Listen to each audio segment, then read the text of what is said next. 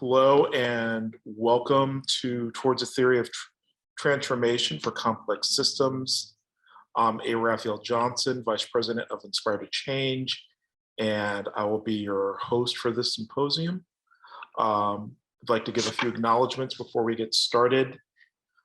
First, we collectively acknowledge that we operate within the traditional, ancestral, and contemporary lands of Indigenous people, which is now often referred to as the Minneapolis-St. Paul metropolitan region. Inspired to Change resides on land that was cared for and called home by the Ojibwe and Dakota peoples, as well as other native peoples from time immemorial. Seated by the Dakota and Ojibwe in the 1800s under threat of military force, this land holds great historical, spiritual, and personal significance for its original stewards, the native nations and peoples of this region. We recognize and continually support and advocate for the sovereignty of the native nations in this territory and beyond. By offering this land acknowledgement, we affirm tribal sovereignty and will work to hold Inspired to Change accountable to American Indian peoples and nations. We understand the land as an expression of gratitude and appreciation. It is important for each of us to understand the long-standing history that has brought us to reside on this land and to seek to understand our place within that history. We also recognize that land acknowledgements do not exist in a past tense or historical context. Colonialism is a current and ongoing process, and that we must carefully consider our own participation in power structures rooted in historical trauma and oppression. Also, history has changed us forever. The COVID-19 pandemic is one of the most dangerous challenges this world has faced in our lifetime. It is above all a human crisis with severe health and socioeconomic consequences. Everyone alive today has been affected by the pandemic, and we collectively grieve for the estimated 15 million people across the world who have lost their lives directly or indirectly to this illness. We gather our thoughts, prayers, and best wishes to everyone, people, families, businesses, and those gathered here who are working together to manage and adapt to COVID-19 in their communities and to those directly impacted by this virus. Together, we will beat this thing. We also want to thank CREA and its staff for persevering through and putting this conference on. We know it has been a struggle, and we are happy to be here. So a couple space-keeping announcemements. As we're going through, I'm sure you're going to have questions and comments pop up. Please put those into our chat right here in Zoom. And then when we get to time to start answering your questions, we'll be able to move through those quickly. All of you should have seen a notice when you came on saying that this meeting was being recorded and that a transcription was on. If you didn't, this is your notice that that is happening. And throughout this and throughout the whole conference, please take care of yourself and the people around you. Please don't feel the need to tell us you're sorry because you have to get up and attend to a loved one or attend to yourselves. We know that this work is hard and emotionally challenging, and we have to make the space for all of us to take care of each other and ourselves. So, transformation. How do we understand transformation?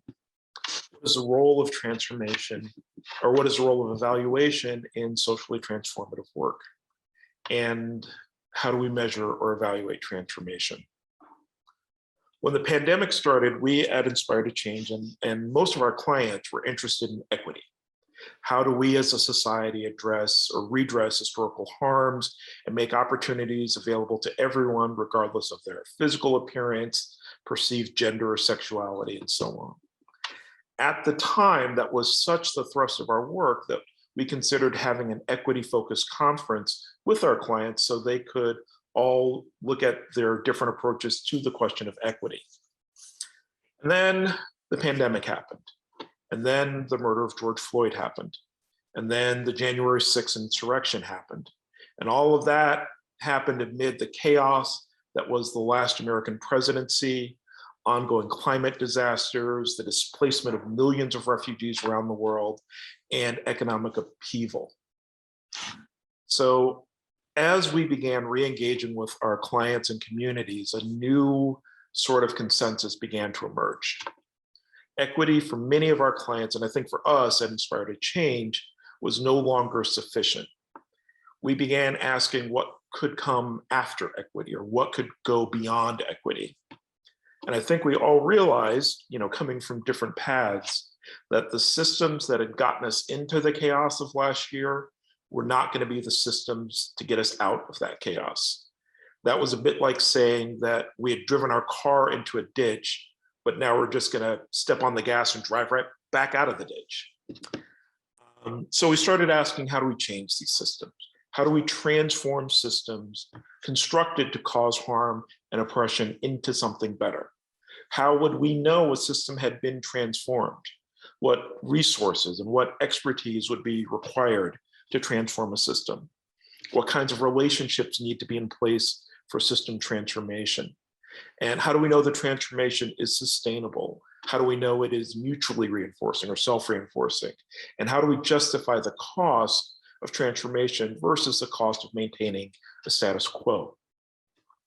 So a little bit about me. I am not an evaluator by training or any sort of social scientist. I am a novelist and a short story writer. I also have training in theater and music. So I am a lifelong artist, and I approach problems the way artists approach problems, through introspection, reflection, intuition, healing if I can, and understanding, or at least trying to understand, the parts of the human condition that excite me, that frighten me, that bring me hope, and that cause despair.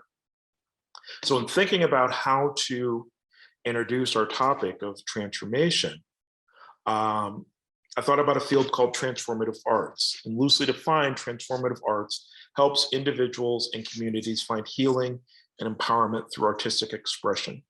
And it has, four main premises about the arts. One, art is not an object, but an experience in which one or more persons participate. Two, every individual is potentially an artist with the capacity to participate in artistic experiences. Three, artistic participation transforms how participants think, feel, and behave. And four, art is therefore both psychological and social, transforming not only individual intrapersonal processes, but also interpersonal relationships. And I should say, in Western scholarship, these ideas are often attributed to John Dewey, but multiple cultures from around the world have held similar or identical ideas about art long before Dewey came along. So under that idea of transformative arts, then transformation refers to the creative process by which practitioners engage participants in artistic activities with the purpose of promoting positive change in everyone who participates and everyone who witnesses the art. The arts include expressive and contemplative forms such as drama, storytelling, chanting, meditation, and so on. Practitioners are artists of some kind, but also educators, healers, therapists, advocates, but not necessarily any of those. And the main thing, I think, for them is that the primacy of artistic practice and creative process distinguishes this from other disciplines. This work is for individuals and groups. It is for relief from hurt, for voice, for language, for imagination, for peace, for protest, for healing distress, and for creativity of expression. So then I thought, well, what if we could look at evaluation in a similar way? What if we could say evaluation helps individuals and communities find healing and empowerment through evaluative expression? What if we could say evaluation is not an object, but an experience? What if we could say each individual is potentially an evaluator with the capacity to learn and adapt? What if we could say evaluative participation transforms how participants think, feel, and behave, and that evaluation was therefore psychological and social, transforming the intrapersonal as well as the interpersonal? And that Evaluation included drama and storytelling and chant and meditation and surveys and interviews and ripple effect mapping and dancing and painting and photo voice and all sorts of things. But that it all comes back to, in the end, these ideas of relief from hurt, of voice, of language, of imagination, of peace and protest, of healing distress and creativity of expression. And so I was thinking about those concepts, and then I thought, well, what if these aren't mutually exclusive? But what if the arts and evaluation are mutually reinforcing? And what if the exchange between this observed reality that we see in evaluation and our imagined multiple realities that we see in the arts are a mechanism for transformation? What would that look like? What would that kind of transformation look like in real life, in communities and programs? So today, our panel is going to try to address some of these questions. First, we're going to we will hear Blue Marble Evaluation, Geolocally Responsive to Culture and Context from Charmagne Campbell-Patton. Charmagne is a second-generation evaluator and 12th-generation European settler based in Minnesota, Mlk, that's Minnesota, USA. Her professional experience spans 15 years of program design, implementation, and evaluation work across a range of fields, including youth engagement, education, criminal and juvenile justice, and philanthropy. She specializes in qualitative research methods and utilization-focused developmental evaluation. She is a co-founder of Blue Marble Evaluation, a global network working to transform evaluation to evaluate transformation. As a Blue Marble evaluator, Charmagne supports organizations and initiatives working to transform systems to promote equity and sustainability. Charmagne holds a BA in political science from Grinnell College and an MA in international peace and conflict resolution from American University School of International Service. A global citizen with deep roots, Charmagne resides near the Mississippi River on Dakota land in Minneapolis with her husband, 2 young children, and cat. Charmagne.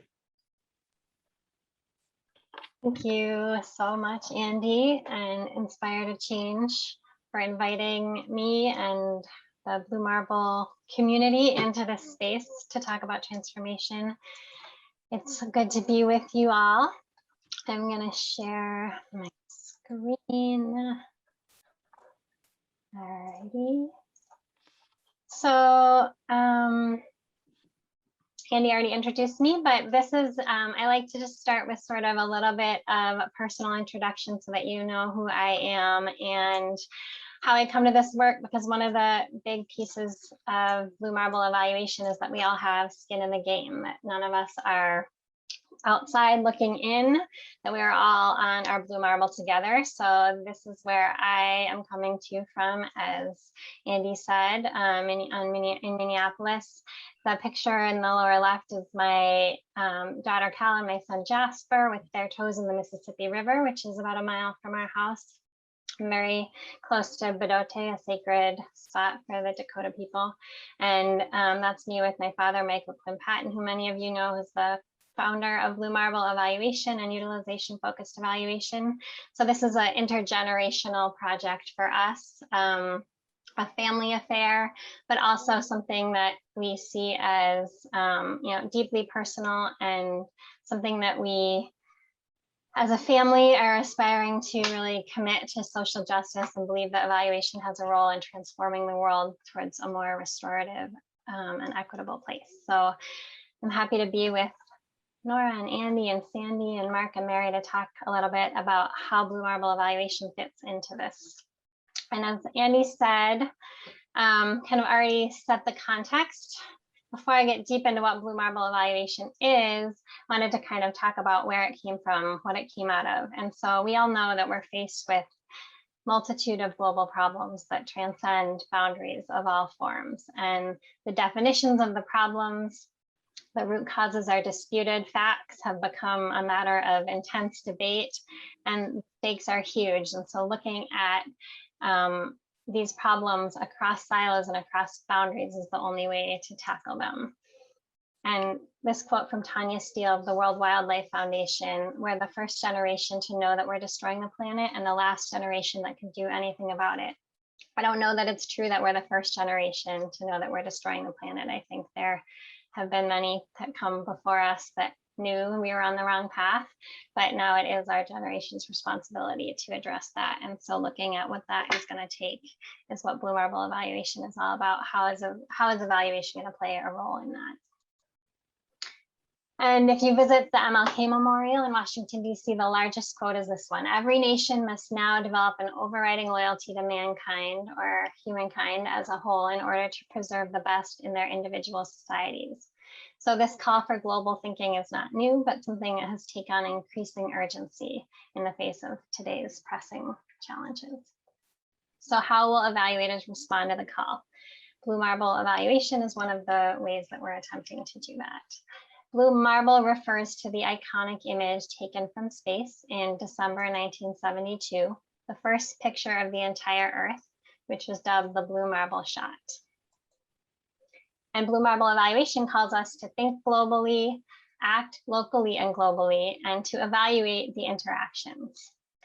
So I'm going to talk a little bit about what that means and how it connects to the context of CREA and this conference. The book Blue Marble Evaluation was published by my father, Michael, in 2019, and it provides a framework for doing this work to transform evaluation, to evaluate transformation towards equity and sustainability. And in that book, he offers a set of guiding principles for Blue Marble evaluation. And principles are, instead of best practices or rules, principles provide guidance in the face of complexity. So it's not necessarily a recipe for how to get there, but a path with guiding principles that will help steer us in the right direction. There are 4 overarching principles and 12 operating principles, and I'm going to introduce some of them today in the hopes that they are a useful frame for how to connect transformation and culturally responsive evaluation and lead into some of the work that Andy, Nora, Sandy, and their team have been doing. So the first principle is global thinking, which is to apply whole earth, big picture thinking to all aspects of systems change. And the implications of this principle are that whatever is done or evaluated at all levels and types of interventions and initiatives, that a global context is taken into account, and it looks beyond nation state boundaries. It looks at thinking systemically, conceptualizing systems and evaluating system changes rather than focusing on projects or programs. Thinking across silos, across borders, across issues and problems to unpack and bring fidelity to initiatives and organizations that say they are working at the global level. And selecting appropriate methods that get at this global perspective. So just to kind of drive this home, the first images of Europe, Africa, Asia, Australia, and Americas in a planetary context were posted in October 2015. And these are known as the 5 blue marbles. So just to kind of get you in the mindset of global thinking, I'm just going to scroll through these for you so that you can kind of take them in and hold this with you as we go forward.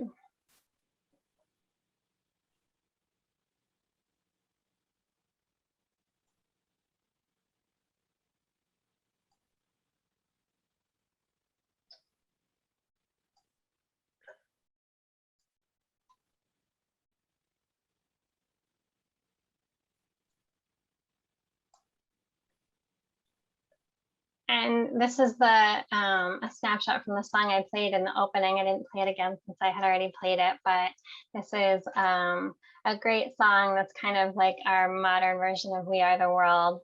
And it's called One World by Taboo. And I'll drop a link in the chat later if you want to listen again. So that's the global thinking principle. The second principle is Anthropocena's context, which is calling us to know and face the realities of the Anthropocene and act accordingly.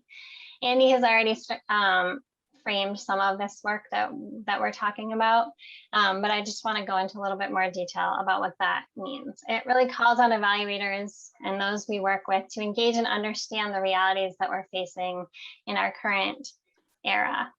Anthropocene refers to the human era because it's the era that has been most impacted by human activity. And it's really trying to understand how we got to where we are and applying a systematic analysis to design and evaluate interventions and initiatives that takes that into context. And also this idea of being transparent and assertive about what is the stake, what stake do we have in this, that we're not, as I said, we're not outside looking in, but that we're part of this and that we all have skin in the game. So, as I said earlier, I'm coming to you from Minneapolis as is the Inspire to Change team, where, we are kind of at the center of the racial justice uprising from the past summer. And with the murder of George Floyd by Derek Chauvin, and really, taking into context kind of how that has impacted our community, but rippled out to the entire world, has been a really powerful example of this connection between local and global. And sustainability is often thought of as an environmental issue, but equity is intricately connected to sustainability. This is a poster from a local artist, Ricardo Levins Morales, about environmental justice, and this idea that the environmental movement and the movement for racial and economic justice are all connected. And so, we can't look at them in silos. We have to look at environmental sustainability and equity all together if we're going to really tackle these problems. We're facing a severe climate emergency, as I'm sure many of you know. The most recent report from the Intergovernmental Panel on Climate Change shows that the concentration of CO2 in the atmosphere is at the highest in the last 2 million years. Sea levels are rising at an unprecedented rate. Glaciers and Arctic sea and ice are at the lowest level in at least 1,000 years. A report today just came out that 23 species have been moved from endangered to extinct by the US Fish and Wildlife Service, including the ivory wood-billed woodpecker there on the screen. And since 1975, 54 species have left the endangered list after recovering. So it's kind of a balanced approach. The species on the right there is the, let's see what it's called. I have it written here and now I can't find it. Oh, the nail darter. It's a little fish who was, endangered back in about 40 years ago and has been recovered. So Blue Marble evaluation is meant to see all sides of the issue to try and understand good things are happening, bad things are happening. There are trends potentially towards, negative consequences of climate change, but also significant movements to reverse those changes. And so it's taking that balanced perspective. And then the coronavirus pandemic, as Andy said, it has touched all of our lives and in many ways has been seen as kind of a preliminary round for climate change. How are we responding to the coronavirus pandemic has major implications for how we'll go on to respond to climate change. And it's not looking great. Last year, Michael wrote a blog about evaluation's response to the coronavirus pandemic that I'll share in the chat later if you're interested. But it's really important to see all of these things in context, and that's what Blue Marble evaluation calls us to do. And then finally, looking at the Sustainable Development Goals, this goal to reach in 2030, all of these goals is a global effort, and it requires looking across these different silos, across how poverty and environmental issues and gender issues and education are connected, zooming out to see the big picture, and also zooming in to see how they're impacting local communities.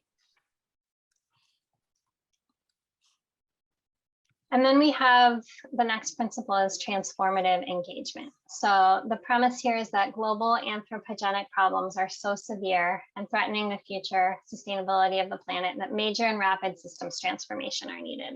As Andy said, it's not enough to just think about one issue and kind of work towards that, but we have to think holistically about how to transform systems. And so we're talking about kind of this difference between change and transformation. While change connotes the implementation of finite initiatives that may or may not affect the whole system, transformation is really more of a portfolio. And it's a change so significant that you can't identify what was there previously, that it's completely unrecognizable. And so that's what we're looking at moving towards. along those lines, the theme of the 2019 conference of the International Development Evaluation Ideas Conference in Prague was Evaluation for Transformative Change. And the publication that came out of that shows that it was a declaration on evaluation for transformational change that came out of that and was adopted in October of 2019. And it opens as follows. We, the evaluators, commissioners, parliamentarians, and other evaluation users gathered here commit to focus on sustainability. In all our evaluations, we commit to evaluating for social, environmental, and economic sustainability and transformation, including by assessing contextual factors and systemic changes. We commit to assessing and highlighting in all evaluations unintended negative social, economic, and environmental effects. So the significance of this declaration about sustainability, looking holistically at that term, all evaluators, emphasis on all, are mandated to include attention to sustainability that is ecosystem sustainability. So this is a huge transformation for the evaluation field that Blue Marble evaluation is a part of, and we're calling the CREA community and others to join in that. And then kind of connected to that, the Equitable Evaluation Initiative promotes the use of evaluation as a tool for advancing equity. And so looking at the importance of embedding equity and sustainability across evaluation. And there are a lot of other evaluation approaches that really kind of can support this. Transformative evaluation, I saw Donna Mertens on here. Culturally responsive evaluation, of course, as we're here. Social justice evaluation, indigenous evaluation, made in Africa evaluation, decolonizing evaluation. We're looking across, we're not trying to silo anything, really looking at how all the tools that are available to us to do this work. And so that gets us to the final overarching principle of integration, looking across different frameworks and the design and engagement with large-scale systems change and transformation initiatives. It means that we're doing this holistically and integrating across levels. And I'll just close with the one of the operating principles is to act glocally, and I think this is a key connection with the culturally responsive evaluation that we're looking at here, is that global systems change must be contextually sensitive and grounded in the interactions between local and global processes. So when designing an intervention or initiative, you have to look at the interactions and interdependencies across levels. Things like culturally responsive indigenous evaluation and how to connect that to the global context in which it's operating are things that we're thinking about and working deeply with evaluators who are considering these deep local issues and how to connect those to what's happening around the world.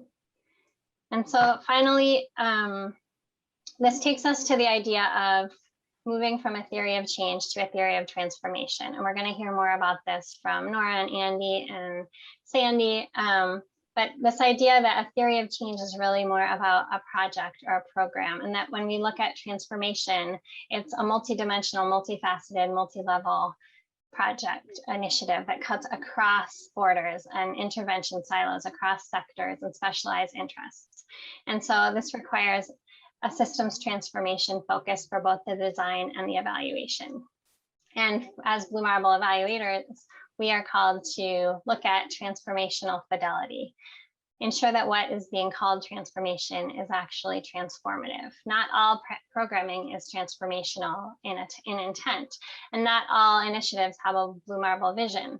So where they are calling out for transformation, it's important that we use our tools to help them understand, are they moving towards that direction? And so Nora and Andy are going to talk a little bit more about transformation, a theory of transformation, and then I'm happy to answer questions about Blue Marble evaluation and how it fits into that context after this. So I'll pass it on to you all. Thank you, Charmaine. That was awesome. I never tire of listening to you talk about Blue Marble evaluation. I hear it differently every single time. I'm going to take the majority of the next piece. Andy, did you want to say anything as a transition? I just introduce us real quickly. Okay, great. So yeah, next we're going to hear Towards a Theory of Transformative Change by me, by Nora Murphy-Johnson, and by Sandra J Augustine, although I think Nora will do most of the talking in this part. Sandra J Augustine has an extensive history of the arts, social and racial justice, and leadership. She's a native Minnesotan, the youngest child of a Filipino immigrant and fifth-generation Euro-Minnesotan. Since the age of 9, she has professionally performed and taught dance. Sandy has experience as an arts administrator, director, program officer, and choreographer, and she recently co-founded Theater 55. I work in arts-based evaluation and sometimes in applied neuroaesthetics, using my background in the arts to transform what we find valuable, beautiful, and memorable into data that's useful for decision-making. I bring over 30 years of experience, actually it's closer to 40 years of experience now, in the arts administration and activism to inspire to change. I began as a musician, and then I published my first novel, The Through, in 2017. And my newest book, Creative Evaluation and Engagement, was co-authored with Nora Murphy-Johnson and will be available next month. Nora Murphy-Johnson is an experienced social entrepreneur, leader, coach, and evaluator. She is passionate about helping people and their initiatives live their core values through purpose-driven change and change-making. Murphy-Johnson considers her work successful when people feel inspired to co-create a more whole, beautiful, and just world. She's currently the co-founder and president of Inspire to Change, located here in Minneapolis, and is co-creating a framework with me called Creative Evaluation and Engagement. Additionally, Nora is faculty at the Minnesota College of Art and Design, serves as a board member for the Rojo Collective, and is an active member of the American Evaluation Association. She most recently authored Connecting Individual and Societal Change for the Stanford Social Innovation Review, and her newest book, Creative Evaluation and Engagement, was co-authored with me and will be available next month. Nora, back to you. Thanks, Andy. You could go to the next slide. Okay, so here's part of the setup. Part of the setup here is that I have worked with Mlk Patton for maybe 10 years now. So you're going to hear me being very influenced by some of his work, but also by him personally. So I think that's one of the reasons that what I'm talking about today flows naturally from Blue Marble. So Blue Marble, as Charmagne so beautifully set up, holds us accountable as evaluators to think about what transformative looks like on a global scale. But me, Nora, and the clients that we work with, we're not changing the world in the next year or 2 years, right? So a question that we wrestle with at Inspire to Change is, how do we contribute systematically towards transformative work? What is our theory of transformation as evaluators, so that what we're doing, which can feel like different projects, are actually all contributing in an aligned and coherent way to one vision of transformation or of a transformed world that we share with people who we may never meet? Right? So we're not happy doing one-off evaluations, even if it's a high quality evaluation, whatever that means, unless it is adding up with other evaluative efforts we do towards our vision for a transformed world, which is a world that is more whole, just, and beautiful. So this really matters to me. I think that each of us has to take our work as an evaluator and personalize it. And what you'll see that we've taken from Andy in particular, you heard his bio about the arts. You're going to see the arts woven throughout what we do. Today, I'm presenting to you on a really significant day to me. My son died 11 years ago today. And it was in the middle of my PhD program for evaluation. And it was that experience that made me wonder if anyone had ever asked me to evaluate anything meaningful. No one had ever asked me to include love in my evaluation. No one had asked to talk about how we're caring for each other, about how we're making the world a better place. It was all about programs. So what I bring to this in particular that I just want you to know is one is my training, my master's degree in research methods and my PhD in evaluation, but my deep drive to have a life that's meaningful and to keep finding and refinding my purpose and work in a way that's purpose-driven, and to work with others who also consider themselves purpose-driven change makers. So maybe that's you as well. So let me do a little bit more setup with some slides. The first thing I want to say is just, what's the difference between transformation and change? And there's no way I think to succinctly capture it on one slide, but it's different. And I want you to know that we're not just talking about buzzwords. Okay, so we're not trying to change policing policies here in Minneapolis. You may hear that we're trying to transform what the idea of community safety is, right? So it's radical change that can add up to change on a global scale. Why evaluation? Because there's all kinds of transformation, right? There are many people out there that want to transform the world in a way that is not in alignment with the vision I hold for a transformed world. So transformation needs evaluation because we need to make judgments about the direction of transformation and whether it's good or bad. And these judgments should be based in values and ethics. So evaluation doesn't just happen. We are evaluation, right? There is no evaluation that happens without evaluators doing something. And what transformation requires is multiple interventions and actions taken on many fronts by diverse and interconnected actors. I am one of the few people I know who has a job where I get to see into child welfare and education and food scarcity and native sovereignty and all these different fields. I am in a unique position to be a weaver across these many diverse and interconnected fronts. So what are we called to do? What Michael says in Blue Marble is that we're called to engage and evaluate in a way that is consistent with the magnitude, direction, and speed of transformations. And that calls on us to rethink the tools, methods, and dominant thinking paradigms that we use in program evaluation. What we have now is largely inadequate. Although certainly the people who come to CREA are at the fringes of trying to say, here's an alternative, right? Here's a different way to do it. So here's our different way to do it. These are my propositions. One, evaluation must play a role in creating a world that is more whole, just, and beautiful. You don't need to agree with me. I'm not even asking you to agree with me. I'm saying for me to do evaluation in a way that's aligned with being a purpose-driven change maker, I must be doing evaluations that play this role in the world, not about improving programs unless improving that program helps us get here. My next proposition is that we have to treat the vision of transformation as inherently complex and unpredictable. And to me, this speaks to what I said before about not having the right tools and skills and mindsets. My proposition is that we always need to come in with this complexity mindset, and it changes so much about the way we work in evaluation. My next proposition is that principles-driven theory of transformation is an alternative to theories of change.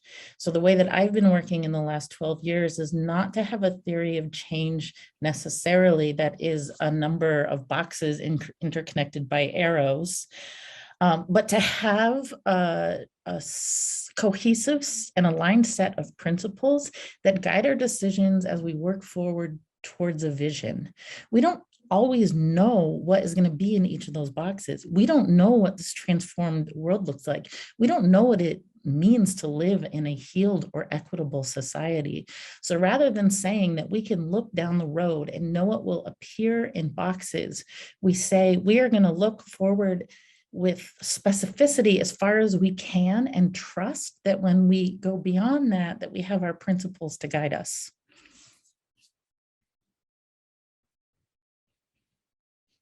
And any theory of transformation needs to be sustainable, reinforcing, mutually reinforcing, and whole systems change. That all of this work takes energy, and that if all we're doing is giving our energy and the energy cannot be sustained or recreated or regenerated, then it's not the right work.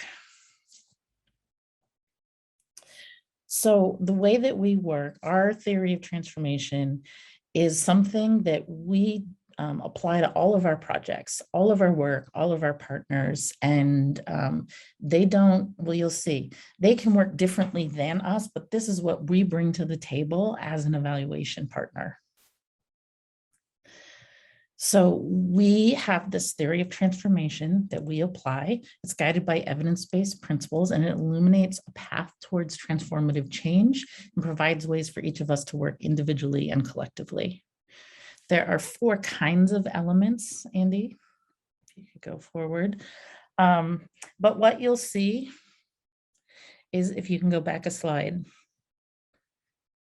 one more. What you'll hear and what you'll see and how I talk about it is that what we have really layered together for our theory of transformation is developmental evaluation that is principles focused, arts infused, for the purpose of creating whole systems healing. Okay, so we hope that through evaluation, we are helping individuals and communities find healing and empowerment, both through artistic expression, learning, and adaptation. Okay, go to the next slide. So you're going to see, you saw an infinity symbol on Charmagne's. You're going to see this infinity symbol here, and later you'll see another one from a different project of mine. One of the reasons I love this, although it's inadequate like any 2D model, is that it never ends, and that when you start at one place, you go through the sequence, you go back to the start, but it is not the same starting point. So it is an iterative path that lets you experience the path differently every time. So when we are working in evaluation towards transformation, we start with alignment. And a lot of times that doesn't look like traditional evaluation to people, but it is where we start. We move into the learning phase, which looks more traditional. Because this is developmental evaluation and we are developing with people as a partner, we next move into an adaptation phase. And then a part that's really important to us, and I think different than what I was taught to do in evaluation, is to move into an embodiment phase, to drop what we're learning out of our heads and into our hearts and our body and in spirit, so that we can move into a different place in our work as we re-engage the work of alignment, learning, adapting, and embodying. So what is alignment? Alignment is that place in the beginning where we say, okay, you want to have transformative change, but do these things even add up to anything? Let's stop and look at you as your program or your initiative or your collaborative or whoever it is we're engaging with.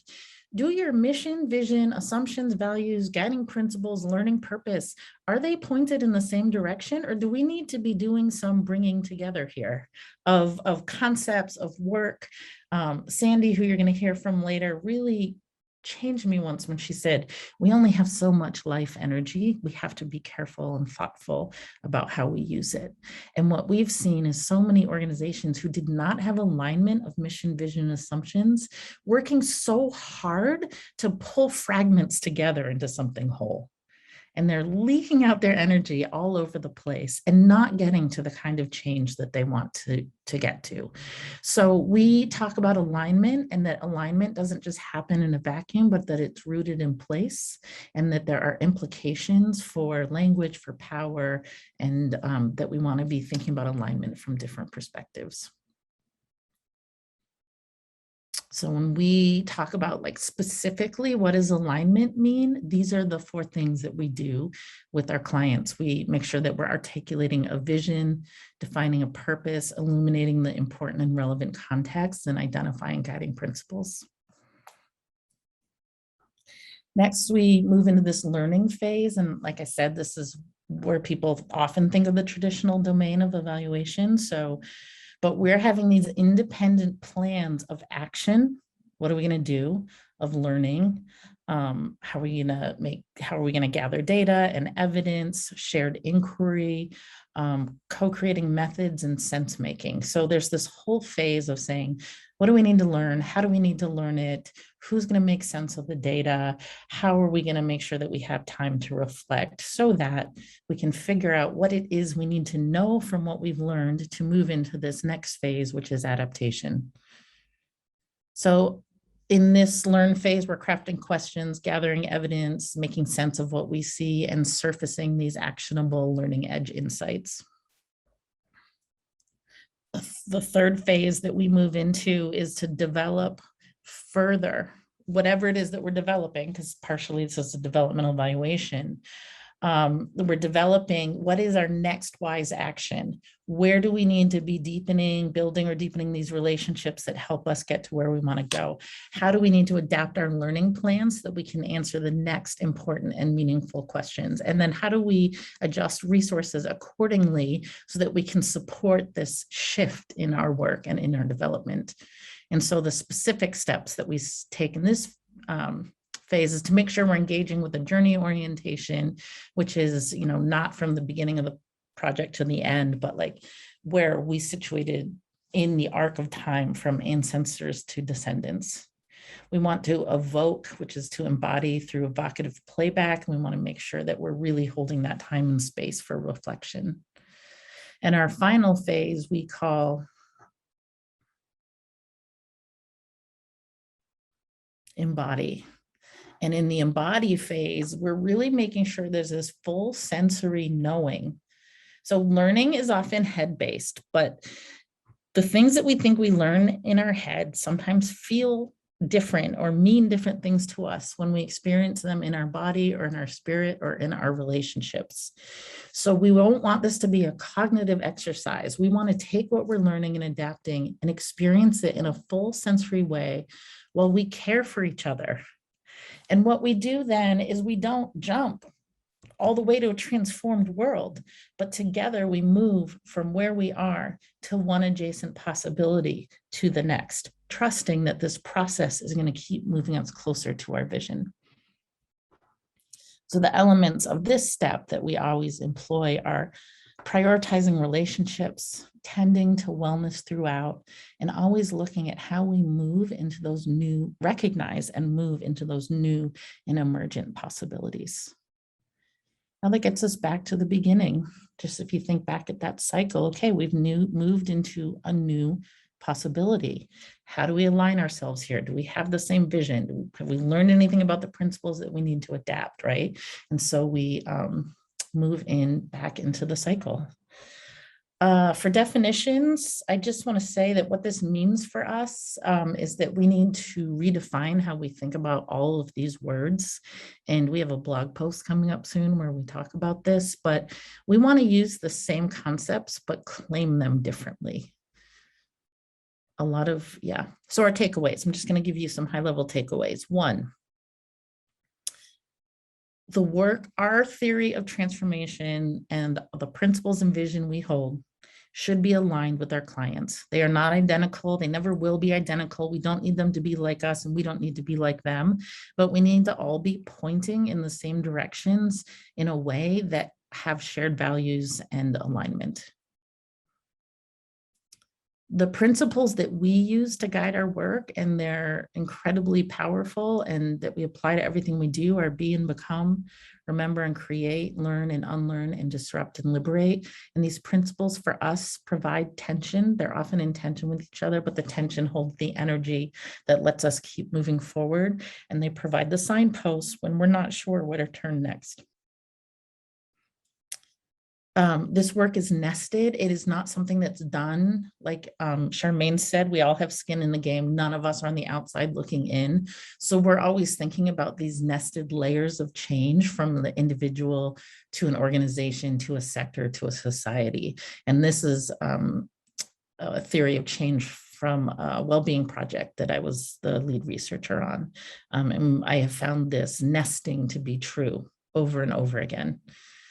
And my last point, 2 more points. I already talked about full sensory, how we really, really need to understand what it means to engage the senses, whether that's spirituality or instinct or tasting or smelling, all of those things that we tend to count as not important. They are. And last, I already talked about that. Let's go to the next one. Next. This is really personal. So the reason we're talking to you instead of just writing about how evaluation should be done in a journal is because anyone who chooses to work in this way needs to be showing up for it. And that's an individual responsibility. It's how you show up in the collective, and it's how you understand a phenomena when you're an outsider.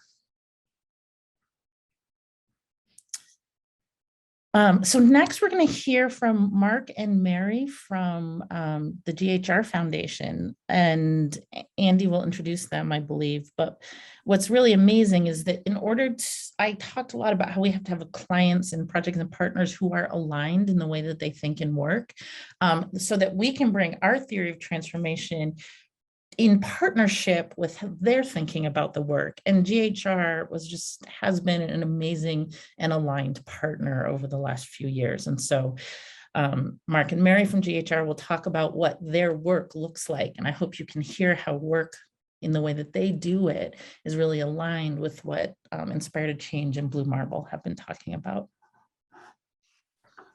Thank you, Nora.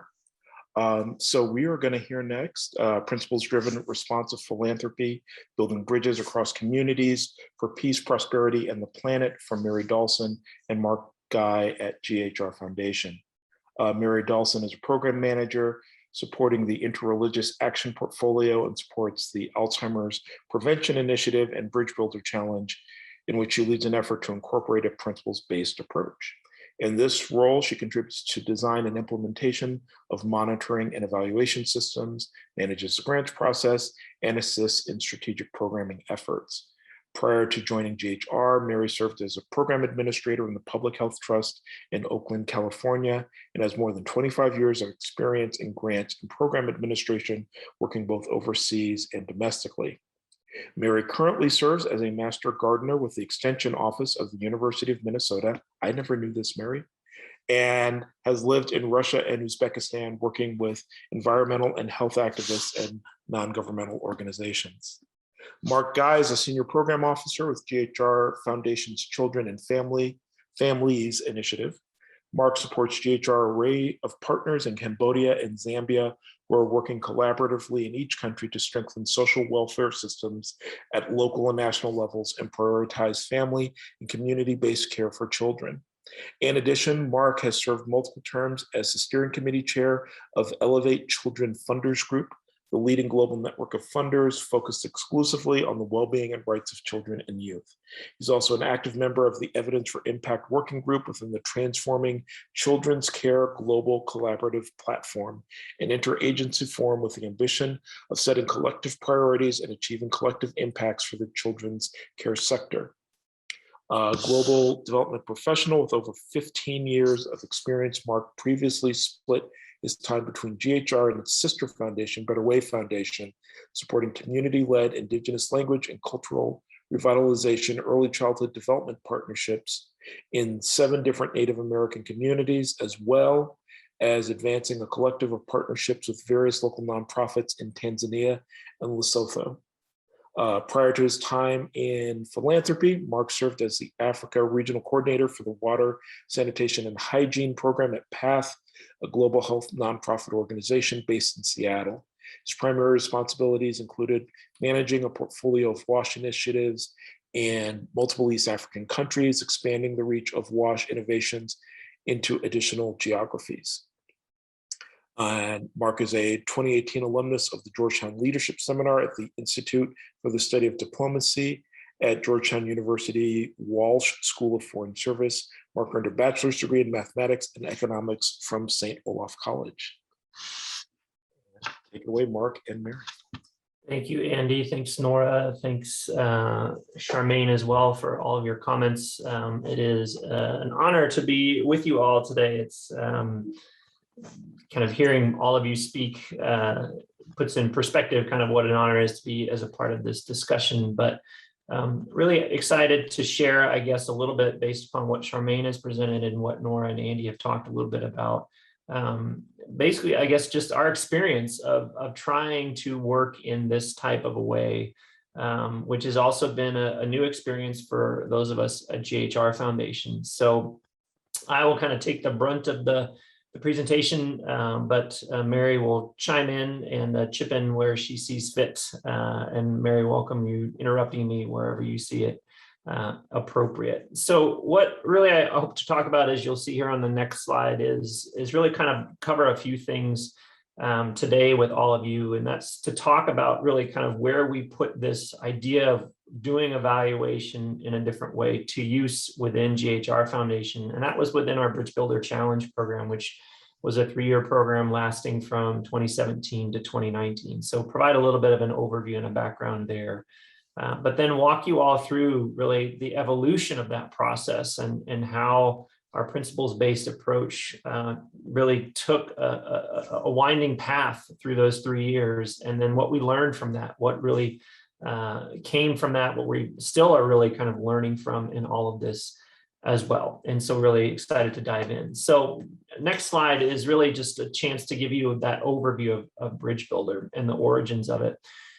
It grew out of a set of funding, an amount of funding that the board really wished to repurpose back in 2015 or 2016, and asked the program team to really look at how might we utilize this funding in a new way. And so GHR really saw it as an opportunity to explore and respond to more urgent and emergent needs that we were seeing at that time, and to do so in a new way. We kind of operated from this question of how might we allow solutions to come to us rather than assume that we had the answers to provide to these urgent and emergent challenges.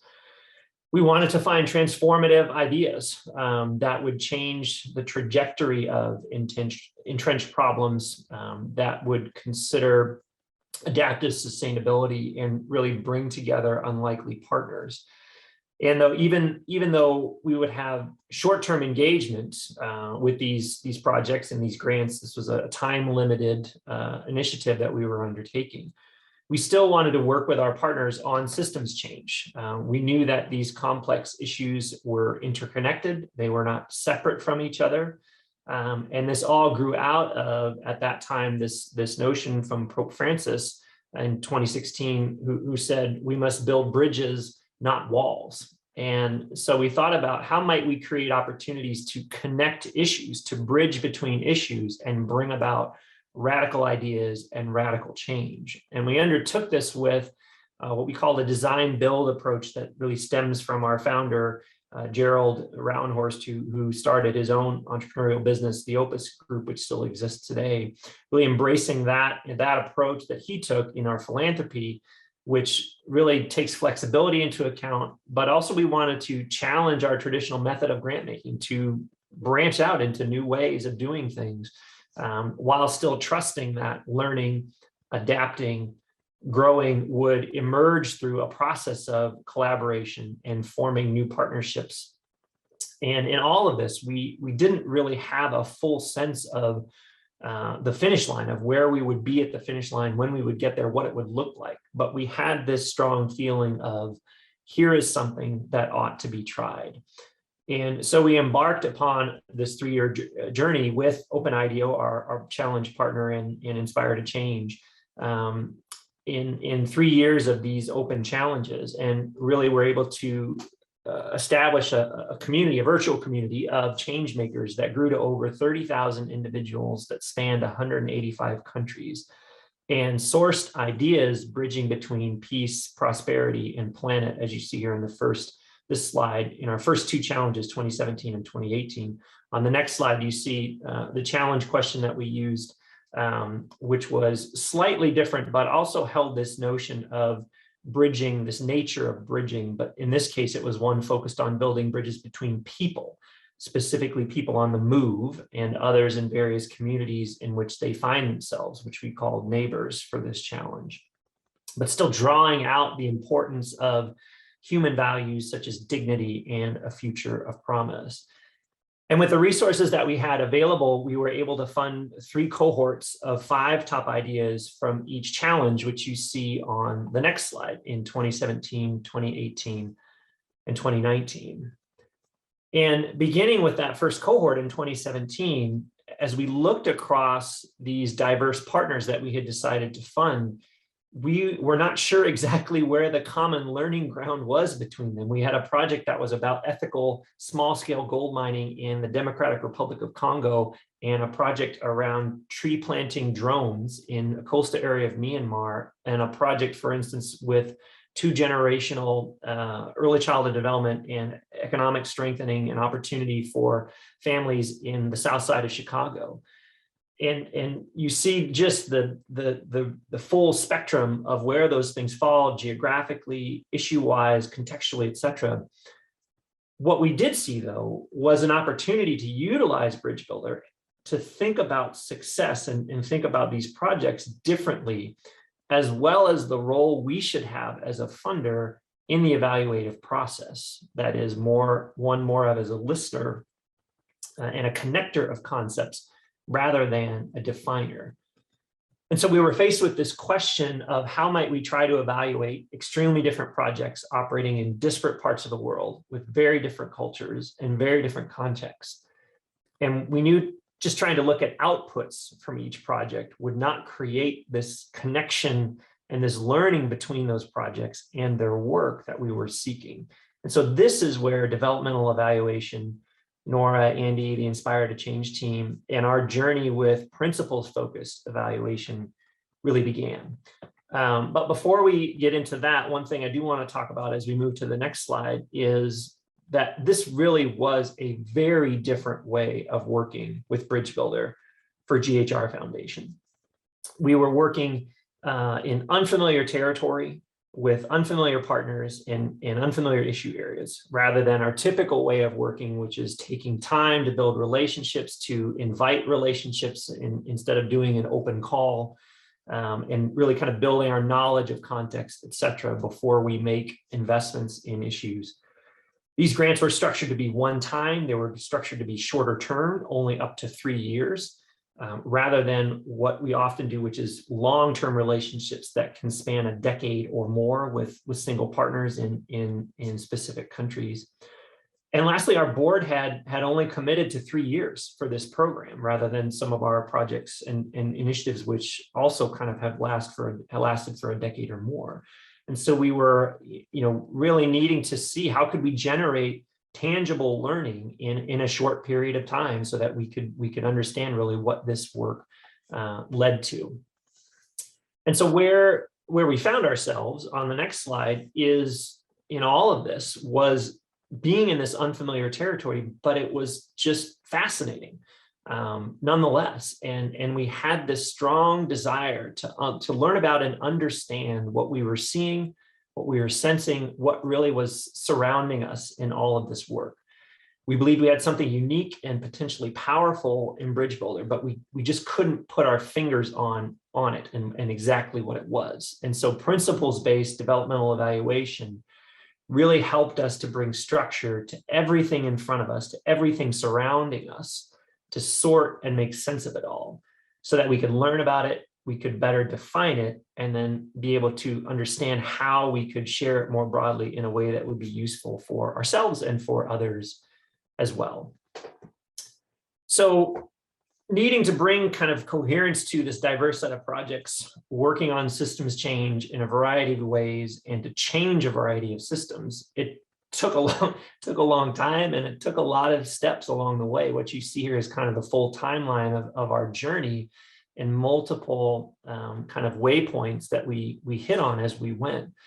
But to just talk a little bit more about all of this, everything about these projects basically was different if you look at the surface of them. And so we needed a way to understand the change these diverse projects could make. And the common thread throughout all of them we found was how they worked, which led us to a principles approach. And we could look to the fidelity of principles in decision-making and in activities to understand the transformative effects of bridge building, how systems would be changed, how people would be changed, etc. Kind of like Nora has talked about and Charmagne was referencing, we knew the systems wouldn't change in the short one-term grants that we would make with these projects in 3 years or less. That's just not possible. And with limited funding, there was only so much that was going into these grants. They were less than 500,000 for each of them. But we wanted to understand what foundations of systems could be changed in the short term so that the overall trajectory of these systems would shift or would have to adjust or change. That is, we wanted to understand how the system in which the problem was entrenched would be transformed because of bridge building work, because of how bridge builders work, which therefore elevated this, again, this idea of principles. And so we saw the principles approach focusing on how elevating the how of the way work was done as a tool for descriptive analysis of transformational change, of systems change. But it was really important to us that we did not develop those principles on our own. It was crucial that we gather perspective and context from our partners, our grantee partners, to allow them to tell us what was most important about how they were working. And so through Inspire to Change and our own conversations and convenings and interviews, et cetera, we were able to, GHR and Inspire to Change, co-develop guiding principles to guide action, learning, adaptation, but then constantly update those principles as we brought new cohorts on in 2018 and 2019. Again, kind of an iterative, adaptive process throughout. And so what you see on the next two slides, and we can kind of do maybe about a minute on each one, Andy, as we go, is the result of that. This is where our bridge builder principles ended up at the end of our journey. And what we found, which actually turned out to be a really beautiful thing at the end, was that where we started was I wouldn't say tremendously different than where we ended, but where we ended was a place where our bridge builder principles were easily integrated into the values that GHR had defined for itself as an organization, in terms of leading with love, reimagining what's possible, navigating and adapting, and partnering boldly. And we never saw that at the beginning, but as we adapted, as we iterated the principles, it became clear that they very nicely wove right into the values of who we believed we were as an organization, and all underneath this kind of overarching umbrella principle of bridge to amplify people's limitless potential for good, which is kind of the purpose statement that GHR put out when it announced its values at the end of 2019. So a couple of things now on just the ultimate learning from bridge builders, the bridge builder principles based approach. And if you do one more click, there should be a box that appears at the bottom. Oops, or maybe it got disappeared, but that's all right. But really the ultimate learning from this that you don't see on the screen, but that I can easily tell you, is that what the principles-based approach allowed our partners to do was to do their best bridging work. It allowed them to do their best work in a way that was very aligned with this notion of building bridges. It provided the freedom to respond to community needs and community voice. It provided the flexibility to adapt as dynamic situations arose in real time. And it created this innovative space where our partners could consider solutions and impact in non-traditional ways to better understand what aspects of the work were most important, even if those aspects were ones that they had not even thought of at the beginning when they were even writing proposals. And I can give more examples of that later, but that was one of the most exciting things, I think. But really what it did was it allowed partners to build and strengthen bridges between what is or what kind of existed and what could or should be, kind of that envisioned world of what really should and should be in terms of these communities and the partners that they were working with, and that they can now show and demonstrate that to others as well. A couple other things on the next slide, just some high-level lessons that we have learned throughout this process, is that this principles-based way of working really has taught us a lot and opened up a new way of understanding a relationship from donor to partner to community, this spectrum of relationship that spans from Ghr Foundation in Minneapolis to these communities in coastal Myanmar, to build more trusting relationships, to better understand their community concerns, the system dynamics in which they exist, but also to provide more of clarity and shared purpose across that spectrum between community and the nonprofit partner they might be working with, implementing partner, but also us as a donor, while still providing this adaptation space across time and context to keep adjusting to. But then also this notion of infinite solutions thinking, which I think both Charmagne and Nora have touched on already, that these projects, they don't exist just between a project start date and an end date, but rather they exist in this continuum of time and context. And so it provided this greater understanding of where the work fits within that larger system and larger time span of other efforts that connect to it both before as well as after. In addition to creating this opportunity to learn in a different way, a different learning cycle that allows for, again, us to comprehensively engage in this notion of transformative change. I guess the last thing I will say, the ultimate learning on the next slide is exactly what you see here. The true ultimate learning from this principles-based approach that we continue to talk about with others is that it's about the how and not just the what. It's about what you see in that picture in the upper right, and not just a picture of our grants management system, which collects outputs and whether money is spent down and whether all the deliverables are met. It's about relationship, it's about community, it's about connection across people, across contexts, across issues that leads to transformation at various levels, up to and including systems levels over time. The last couple of things I'll say is that kind of one of our deeper learnings was that we found that the principles created this bridge between traditional ways of working, or maybe traditional development work, which you might say, and what we now call in our own foundation bridging work, where the principles help to create the flexibility and the environment for the how to flourish and evolve so that the best bridging work can occur, so that community is leading rather than professionals, so that a timeline for the work is complex and ongoing rather than finite and limited, and that evaluation is maybe embedded and connected rather than being separate, objective, and static. And lastly, that on this last slide, what it did for us, one big learning that we found was that it created, we heard from our partners that the principles, especially when they were linked to GHR's values, allowed our partners a way to hold us accountable as a funder, where they could ask, were we truly prioritizing in our relationship with them what we said was important? So by explicitly stating our values, as well as our principles in weaving them into all aspects of the challenge, from the selection criteria to our evaluation process, to how we would first engage with our partners, and then also even adding it into our the principles into our reports and phone check-ins and things. We made it clear what was important to us and what we expected of our partners, but we also made it clear to our partners what they could and should expect from us in how we work and build and nurture partnership. And therefore they had a reference point by which to hold us to account.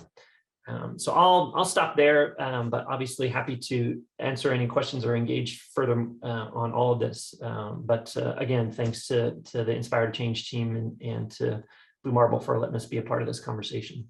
And Mary, also feel free to chime in with anything else too.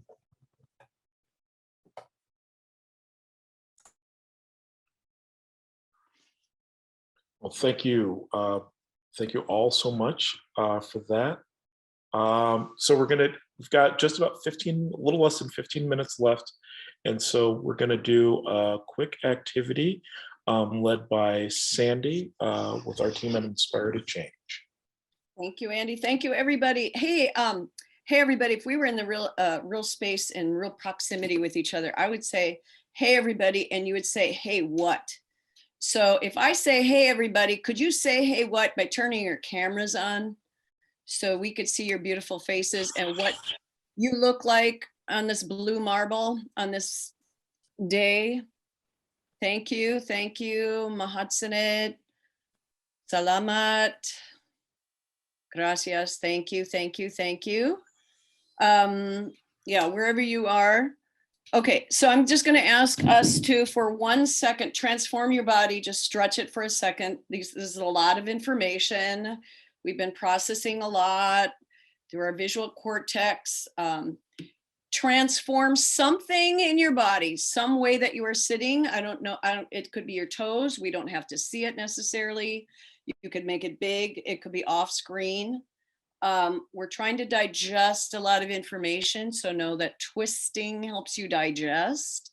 So something that's got a twist, something that crosses the midline of your body. Okay, great. All right. Still would love to see the rest of you. I'm loving looking at your names and loving looking at your faces and whatever you got going on today, and some eyewear or whatever's behind you. So what we'd like to do really quickly is do a little chatter fall. What things are standing out from what you've heard? It's a lot of information, but capture maybe 1 or 2 things. What's standing out for you? Any words? Maybe there's a metaphor. We think artistically. Let's bring this back around. What is standing out for you? Just throw it in the chat. 1 minute of chatterfall. No right or wrong. What's standing out?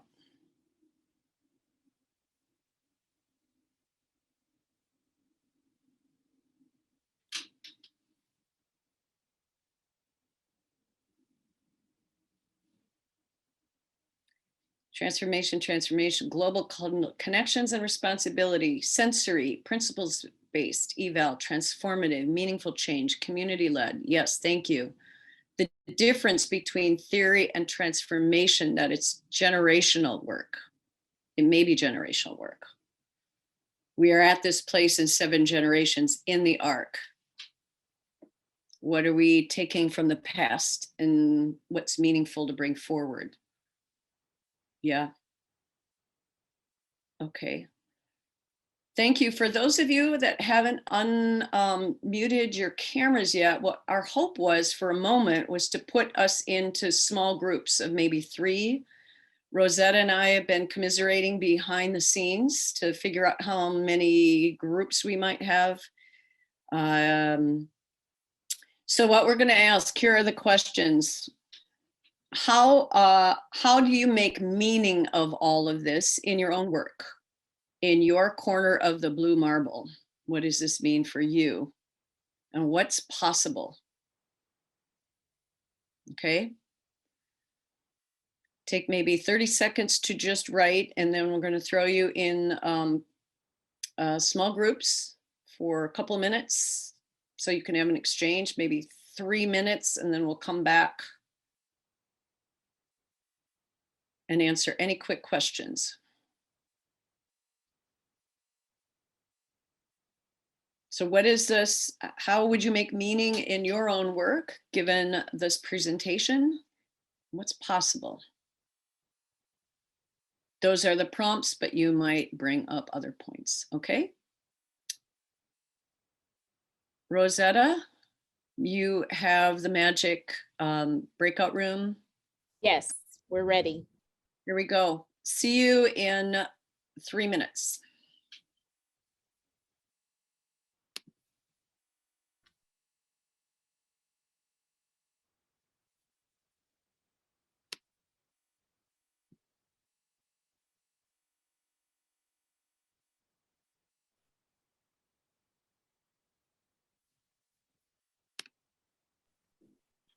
So you might have a blue button that invites you to join a group. Yeah, and I'm seeing one breakout room with only, oh, no, never mind. I think she moved. Or do we have one breakout room with only 1 person in it? Yeah, right now it's Alicia. Okay. Should we go join? Are we not Yeah, supposed let's, yeah. Oh, It is. looks like she moved. Well, there we go. Okay. That's fine then. How's that? What? Paul, did you need help going to your room? Let's see.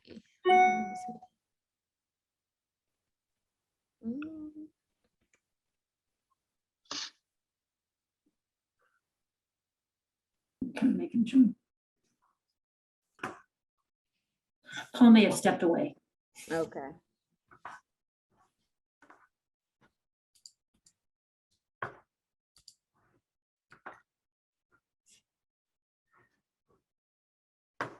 Is someone gonna come by our rooms with snacks and water? They are. They're on their way. Okay. Chocolate chip cookies right now. That's what I need. Rosetta, I'm guessing you're with CREA? I'm sorry? Are you with CREA in Chicago? Oh, no, I'm a UIUC student. Okay. So we volunteered to help moderate the sessions for the conference. Thank you very much. Yeah, thank you. You're welcome. Virtual chocolate someday. Yeah, seriously. It's my favorite. I'm waiting for it. Oh, it's great. I'm learning a lot listening, so I enjoy it. Good. Great. Rosetta, can you hit leave or stop, whatever that is? I don't have it on here. It'll give them 1 minute to pop back to us. It's close all rooms and I'm hitting it now. Yeah, there you go. Thank you. How quickly I forget the lingo if I can't see it. Oh, and they're all different though, too. Yeah. All the rooms that hang out and meet and Zoom and whatever else. Teams.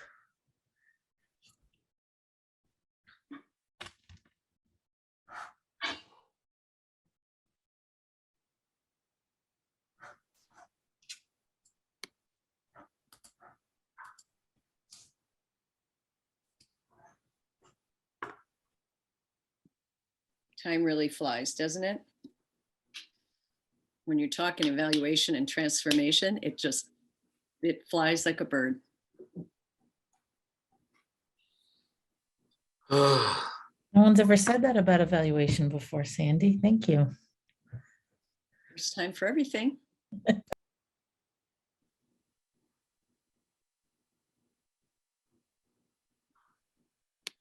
Welcome back. Welcome back. Again, if we could see your faces, your beautiful faces, all the better. Thank you. Thank you. So feel free really quickly to tap in the chat, just quick things that you heard. What did you hear about any meaning making? What does this mean? What's possible?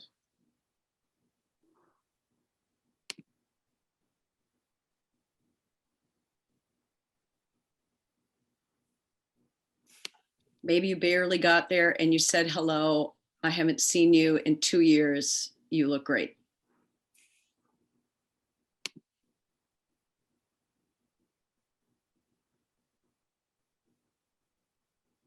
Okay.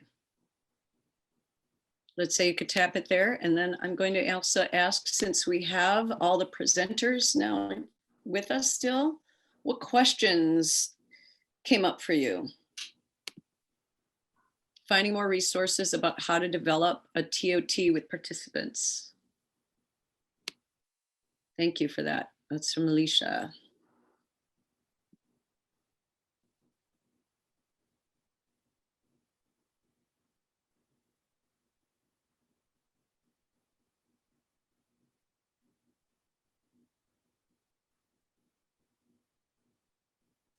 You can unmute yourself if you like to and just put it out there. There we've got Charmagne posted the webinar on Friday. You want to learn more. It's not specifically about theory of change, but will help you dig deeper. We all need that right now.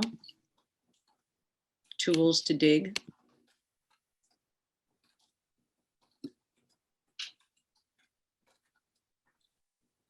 Did you say more about that? Oh, okay.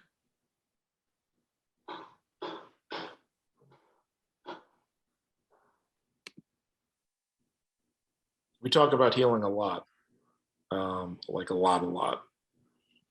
So I think our answer is yes, but that can take a lot of different forms. Mhm.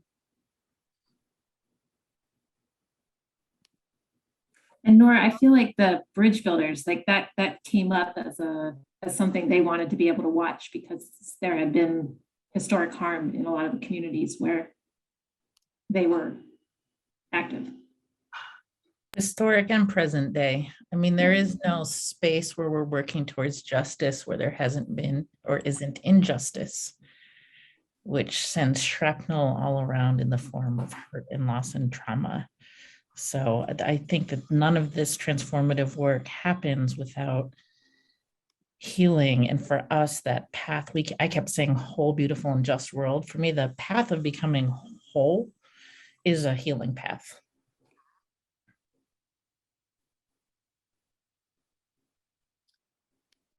Can I just offer up too, what we didn't get to show due to time was a short video of the young poet laureate, Amanda Gorman, and a video called Earthrise. We find it really inspirational.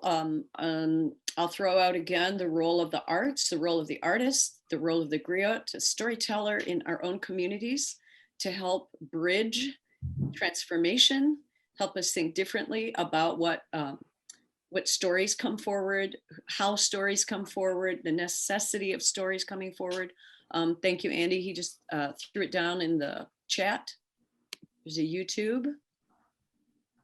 Yes, please send any models or leading questions for building a theory of transformation. I think I would guess that all the presenters today would have resources as well for those. And I'm sure this is as well an esteemed group with collective knowledge that might have also resources for each other. We are at 3:45. I want to respect and honor everybody's time. Time is fleeting, time is precious. I'd like to thank everybody for joining us today. We went really quickly and I know some of us process differently than others of us do. So feel free to shoot us any questions or remarks that you have. And with that, then I ask that we put our hands up in the screen and we're going to do 3 claps and 1 snap together at the same time. Okay, here's how we go out and go.